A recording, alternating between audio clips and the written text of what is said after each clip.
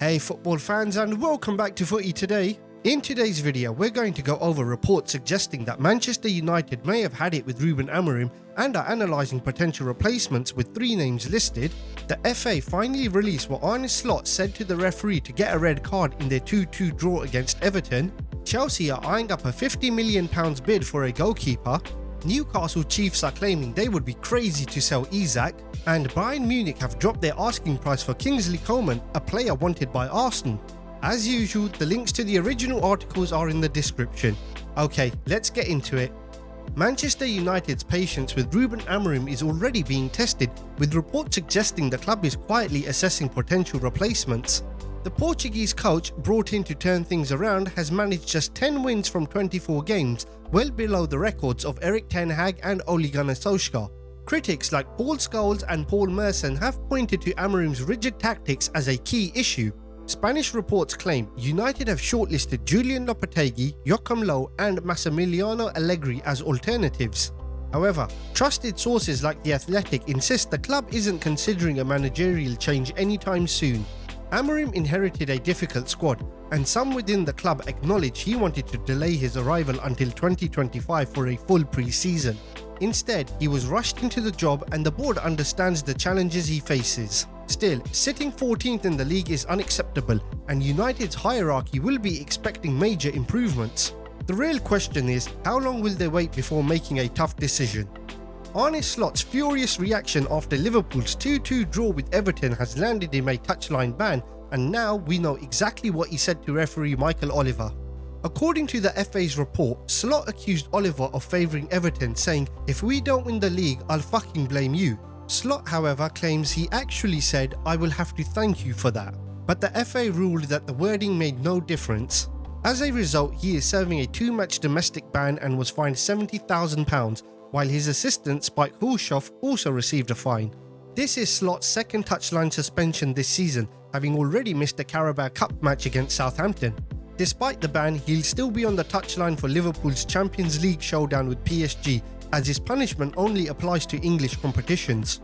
With the Reds still fighting on multiple fronts, Slot has a shot at an incredible domestic and European double in his debut season. But could these suspensions end up costing Liverpool at a crucial moment? Chelsea's search for a reliable number 1 continues, and Brighton's Bart Verbruggen has emerged as a potential target. With Robert Sanchez struggling for consistency and Philip Jorgensen yet to convince, the Blues are reportedly considering another raid on the Amex. However, they are not alone. Bayern Munich and Manchester United are also monitoring Verbruggen, with United uncertain about Andre Onana's long-term role. Brighton, holding the upper hand with a long contract, are demanding at least £50 million, making any deal a tough negotiation. Chelsea's aggressive spending under Todd Bowley suggests they won't hesitate if they believe Verbruggen is the right fit. But Maresca may prioritise other areas, especially if goalkeeping errors don't become a major issue. One thing is certain, Chelsea will likely offload at least one keeper this summer to make room for a new signing.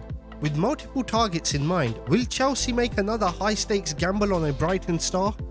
Newcastle are determined to keep Alexander Isak this summer despite the Premier League spending rules slowing their progress.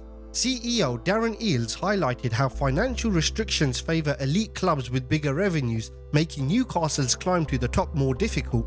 Even with Saudi investment, Newcastle must grow gradually, and plans to expand or develop St James's Park could be crucial for long-term success. The club's financial health is improving, with losses dropping significantly and revenue rising to £320 million, though that still lags behind the likes of Manchester City. Eales confirmed that they're not under pressure to sell key players, with contract talks for Isak set to begin in the summer. Regular Champions League football remains the target, as it would boost revenue and shift perceptions of Newcastle as a selling club. However, season tickets may rise as the club balances financial growth with fan affordability. With a strong squad and an ambitious vision, can Newcastle break through the Premier League's financial barriers and truly compete with the elite? Bayern Munich are ready to sell Kingsley Coman for a cut price €35 million, and Arsenal are showing strong interest. The French winger, who has spent nearly a decade at Bayern, has won multiple Bundesliga titles and the Champions League, but has struggled for regular starts this season. Injuries have hampered his consistency, and with Bayern looking to balance their finances, they see this summer as the right time to cash in. Arsenal's need for attacking reinforcements has been exposed by injuries to Saka and Martinelli, making Coman a tempting option for Mikel Arteta. The Gunners considered a move last summer, but held back due to his high price tag. This time, the deal looks more affordable.